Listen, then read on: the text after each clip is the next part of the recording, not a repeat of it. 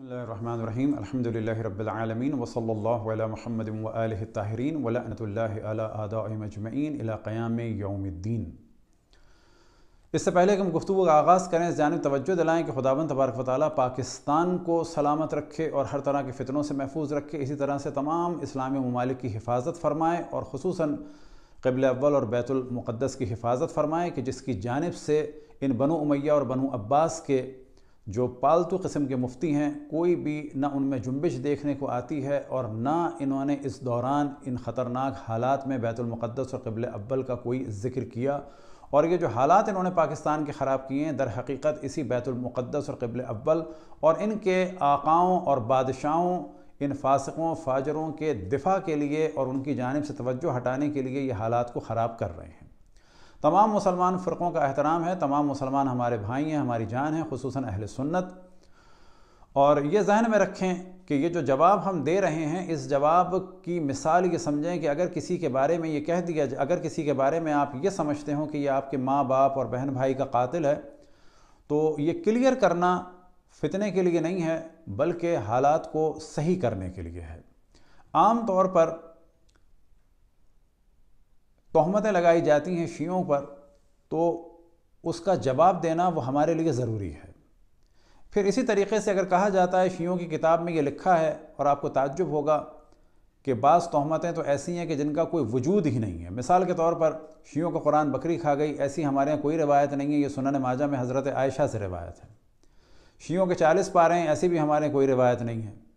इसी तरीक़े से रसूलुल्लाह सल्लल्लाहु अलैहि वसल्लम पर वही आनी थी और चली गई मौला अमीरुल मोमिनीन की जानिब, माज़अल्लाह जनाब जिब्राइल से गलती हुई, ऐसी भी कोई रिवायत हमारे यहाँ नहीं है।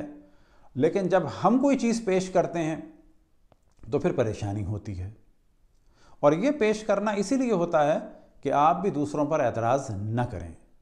तो उलमा अहले सुन्नत को जान लेना चाहिए कि आपने झूठी तोहमतें लगा के प्रोपेगेंडा करके इन सदियों में लाखों की तादाद में, करोड़ों की तादाद में शियों को कत्ल करवाया है। अब ज़ाहिर है कि दिफा के लिए हमें बयान करना पड़ता है और करना चाहिए, वरना हम एहतराम करते हैं। तमाम मुसलमान फ़िरक़े हमारे भाई हैं, हमारी जान हैं, और इनकी जान माल इज़्ज़त आबरू का एहतराम है। और अगर हमारी गुफ्तगू से किसी भी अहले सुन्नत का दिल दुखता है तो वाक़ई उससे माफ़ी मांगते हैं, और लेकिन उनको ये बताते हुए कि अगर हम ये जवाब न दें तो आपके मौलवियों ने इन सदियों में लाखों करोड़ों की तादाद में शियों को कत्ल करवाया है इन तोहमतों को लगा कर। लिहाजा आप इनसे यही सवाल करें कि ये इस किस्म की तोहमतें जो आपने लगाईं, और वो तोहमतें आपने भी सुनी होंगी, हम बचपन से स्कूलों में सुनते थे, कितना हम पर प्रेशर डेवलप होता था, कितनी हमारी तौहीन होती थी। इन मौलवियों ने मस्जिदों में चीज़ें कर कर के बच्चों के दिमाग ख़राब कर दिए थे। अब तसव्वुर तो करें कि फर्स्ट सेकंड क्लास से हम एक प्रेशर में रहते थे, तौहीन होती थी। शिया बच्चे काटते हैं, शिया खून पीते हैं, शिया थूक के पिलाते हैं, शिया बच्चे अगवा करते हैं, उसका कोरमा बनाते हैं। आप सवाल तो करें अपने मौलवियों से कि जी इतने बच्चे शियों ने कब काटे, कहाँ पर काटे, तो आपको अंदाज़ा होगा कि आपके मौलवियों के पास कोई जवाब नहीं है।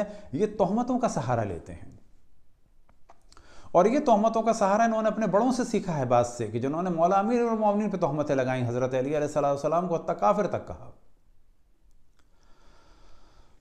अब इस जानिब हम तवज्जो दिलाएं कि इनकी तो मंतिक इतनी अजीब व गरीब है कि जिसने एक दफ़ा रसूलुल्लाह सल्लल्लाहु अलैहि वसल्लम को देख लिया वो तो सुप्रीम अथॉरिटी हो गया, लेकिन जिनके खून से और जिनके गोश्त से रसूलुल्लाह सल्लल्लाहु अलैहि वसल्लम का वजूद है, यानी उनके वालिदैन, उनको काफिर कहते हैं। जबकि उनके वालिदैन क़त्अन मुसलमान थे। कौन से मुसलमान? हज़रत इब्राहीम की शरीयत पे थे। जब आप हज़रत अशरफुल अंबिया के वालिदैन को काफिर कहेंगे तो नतीजा क्या निकलता है कि इसका मतलब है खुद रसूलुल्लाह सल्लल्लाहु अलैहि वसल्लम माज़अल्लाह आपके हिसाब से कि काफिर पैदा हुए, नजिस पैदा हुए, मुशरिक पैदा हुए? नहीं, वो दीन इब्राहीम पर थे, वो दीन हनीफ पे थे, वो शरीयत हज़रत इब्राहीम पर थे सब। तो ये सब तौहीन रिसालत के सिलसिले बंद होने चाहिए, तौहीन वालिदैन रसूलुल्लाह सल्लल्लाहु अलैहि वसल्लम के सिलसिले बंद होने चाहिए। अब आप तसव्वुर करें, इस वक्त हम ख़िताब कर रहे हैं, गुफ्तगू कर रहे हैं अपने बरादरान अहले सुन्नत से, कि आप ये देखें कि हमारे नबी के नवासे के ज़िक्र को ख़त्म करने के लिए आपके मौलवियों ने कितने झूठ बोले कि शिया बच्चे काटते हैं, खून पिलाते हैं, थूक के पिलाते हैं, खून खाने में डालते हैं, बच्चों के गोश्त का कोरमा बनाते हैं, बिरयानी बनाते हैं। आप महसूस तो करें कि इन्होंने कितने झूठ बोले हैं। آپ ایسے لوگوں کے پیچھے نمازیں پڑھ رہے ہیں کہ جو اتنا جھوٹا پروپیگنڈا کرتے ہیں کہ جو شرق و غرب کا کوئی میڈیا نہیں کر سکتا جو آپ کے مولویوں نے جھوٹ بولے ہیں۔ آپ یہ دیکھیں کہ انہوں نے یزیدیت کے لیے نعرے لگائے، یہ آپ کو لے کے کہاں جا رہے ہیں؟ رسول اللہ صلی اللہ علیہ وسلم کے بعد اصحاب میں امہات المومنین میں اہل بیت میں جنگیں ہوئیں، جن میں سے جنگ جمل، جنگ صفین کافی ہے، اور واقع کربلا کہ جس میں رسول کے نواسے کو قتل کر کے سرطن سے جدا کر کے رسول کی نواسیوں کو اسیر کیا، اور آج آپ کے علماء کہتے ہیں شیعہ عزاداری کیوں کرتے ہیں؟ آپ عزاداری کے معنی ہے غم منانا۔ ہاں، غم میں ہم بعض چیزیں جو نکالتے ہیں وہ امام حسین پر جو ظلم ہوئے ان کے لیے کوئی سمبلز وغیرہ بناتے ہیں۔ آپ کے مولویوں نے فتویٰ دیا کہ ان کو دیکھنے سے نکاح ٹوٹ جاتا ہے، جبکہ فسق سے، فجور سے، شراب سے، زنا سے، اور خصوصاً جو ان کے مدرسوں میں چائلڈ ایبیوز کا سلسلہ ہے اس سے نہیں نکاح ٹوٹتے، مسلمانوں کے رسول حضرت محمد مصطفیٰ صلی اللہ علیہ وآلہ وسلم کے نواسے کے ذکر اور نواسیوں کے ذکر اور مظلومیت سے نکاح ٹوٹ جاتے ہیں۔ آپ تصور تو کریں کہ ہمارے نبی حضرت محمد مصطفیٰ صلی اللہ علیہ وآلہ وسلم کے نواسے کے جلوسوں پر اور ان کی محفلوں پر یہ پتھراؤ کراتے ہیں۔ کیسے ہو سکتا ہے کوئی کسی کو نبی مانے اس کے نواسے سے اتنا بغض ہو، اس کی نواسیوں سے اتنا بغض ہو؟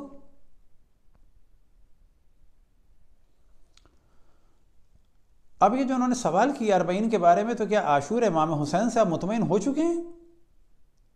یاد رکھیں، ہمارے نبی کے نواسے کو کربلا میں قتل کیا، ہمارے نبی کی نواسیوں کو کربلا سے اسیر کیا، آج وہاں سے جو ذکر حسین شروع ہوا وہ ساری دنیا میں پھیل چکا ہے۔ ان کو اسیر کر کے لایا گیا تھا دمشق میں فاسق و فاجر اور زانی اور شرابی اور بندر اور کتوں سے کھیلنے والے یزید کے دربار میں، کہ جس کے باپ دادا رسول آل رسول سے جنگیں کرتے رہے، مولا امیر المومنین سے جنگیں کی، قتل عام کا بازار گرم کیا، اصحاب کو قتل کیا۔ آج آپ کے خلفائے بنو امیہ کی قبروں کو کھودا آپ کے دوسرے خلفاء بنو عباس نے، اور کوئی قبر ان کی باقی نہیں رہی، لیکن آج وہاں پر ہمارے نبی کی نواسی کی قبر ہے، ہمارے نبی کے نواسے کی بیٹی کی قبر ہے، ہمارے نبی کے نواسے حسین کے اس بیٹے کی قبر ہے کہ جس کا نام ہے مشہد السخت اس جگہ کا، اور بیٹے کا نام تھا محسن کہ جو ابھی پیدا بھی نہیں ہوئے تھے، ماں کے شکم سے ساقط ہو گئے تھے، اس کی قبر ہے۔ لیکن یزید کی اور اس کے باپ کی قبریں نہیں ہیں۔ کیوں؟ کہ آپ ہی کے خلفائے بنو عباس نے جب پاور میں آئے تو بنو امیہ کی قبروں کو کھودا اور جو ملا اس کو جلا دیا۔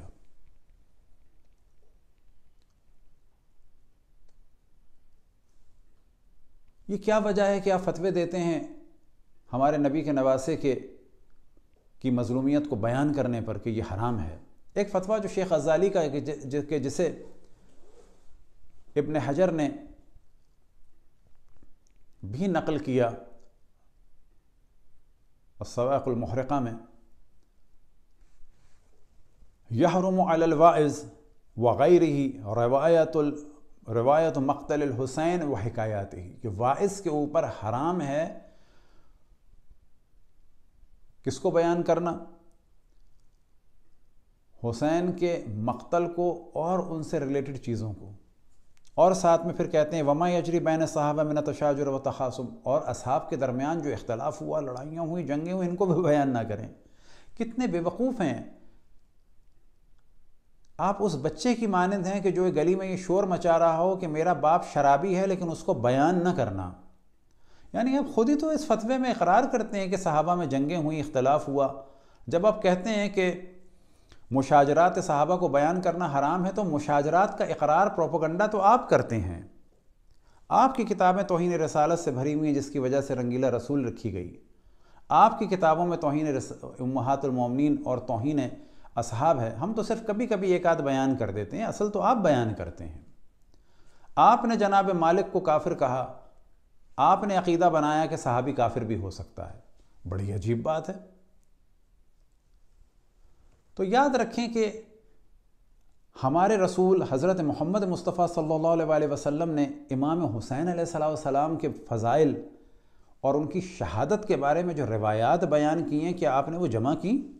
کیوں نہیں جمع کرتے آپ بیان کریں نا، کتنے ملائکہ ان پر نازل ہوئے اور امام حسین کا غم بیان کیا، کربلا کی مٹی دی، ان ساری چیزوں کو آپ جمع کریں نا۔ نہیں کر رہے آپ، کیونکہ آپ رسول اللہ صلی اللہ علیہ وسلم کو مانتے ہی نہیں ہیں۔ مانتے ہوتے تو آپ پورا مانتے نا، آپ تو ان کے دشمنوں کو مانتے ہیں۔ اب 40 کیا ہے یہ سوال کیا، اس کا مطلب ہے اب عاشور سے تو راضی ہیں۔ اس وقت تو عالم یہ ہے کہ مراکش میں آپ کے مولویوں نے عاشور بابا بنایا ہوا ہے کرسمس بابا کی طرح سے۔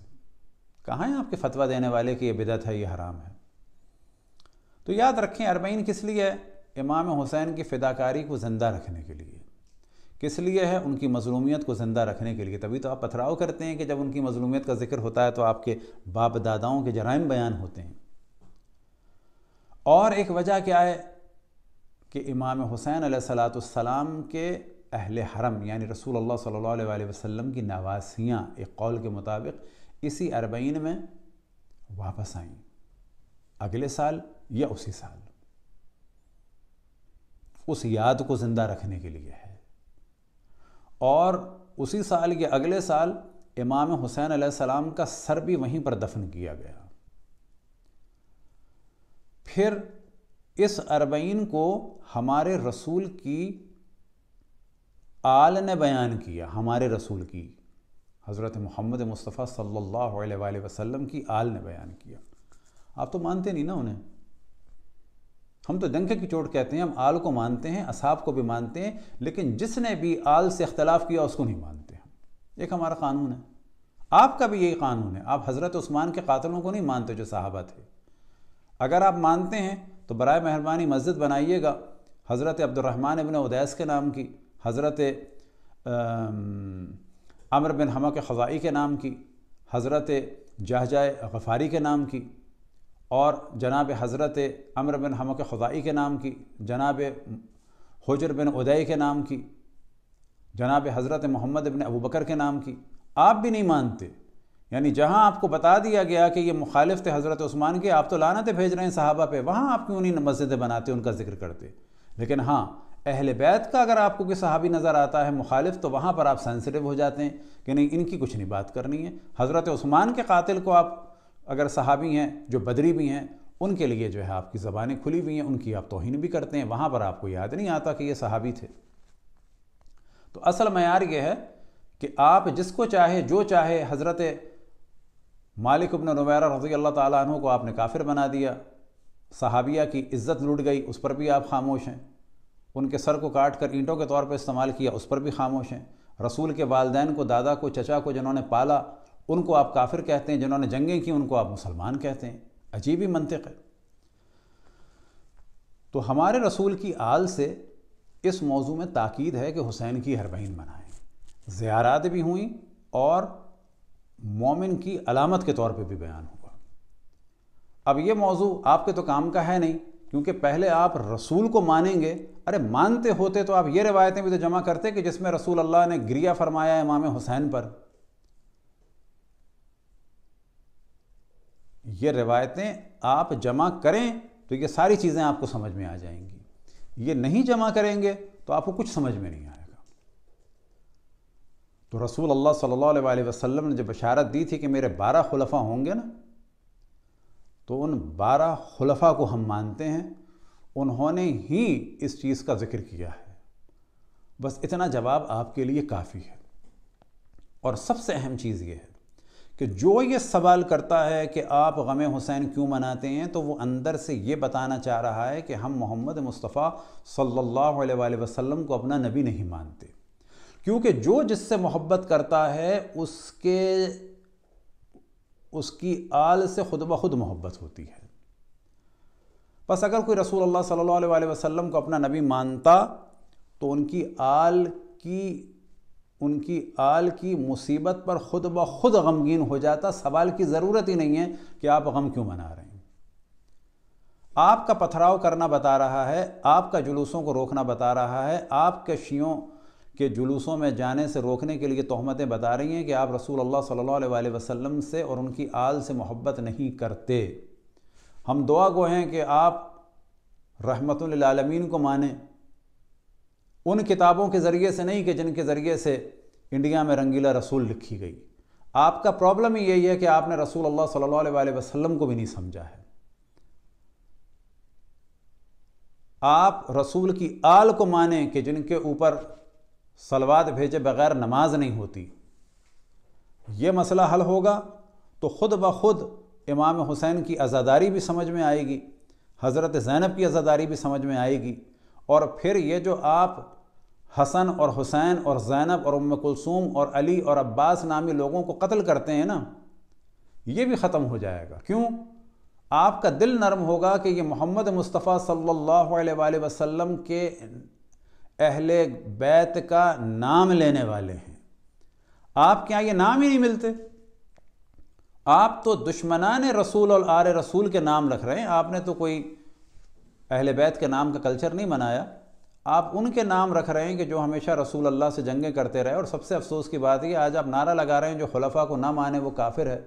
تو کیا حضرت عائشہ نے جو جنگ کی تھی حضرت علی سے تو وہ خلیفہ مان کے کی تھی؟ جب معاویہ نے جنگ کی تھی حضرت علی سے تو خلیفہ مان کے کی تھی؟ جب 5ویں آپ کے خلیفہ امام حسن کے مقابلے میں معاویہ نے فوج تیار کی تھی تو خلیفہ مان کے کی تھی؟ تو کیوں ایسی باتیں کرتے ہیں کہ آپ کی قوم آپ کے خلاف ہو جائے گی ان قریب؟ مدرسوں میں تو جو آپ کر رہے ہیں چائلڈ ابیوز وغیرہ، اس کی وجہ سے تو قوم آپ سے ویسے ہی دور ہو گئی ہے۔ کیا یہ کافی نہیں ہے کہ آپ کی قوم اپنے بچوں کو آپ کے یہاں بھیجنے کو تیار نہیں ہے؟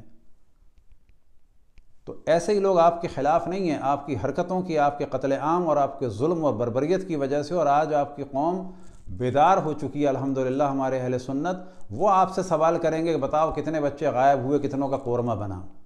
یہ سوال کرنا چاہیے ان جاہل قسم کے لوگوں سے۔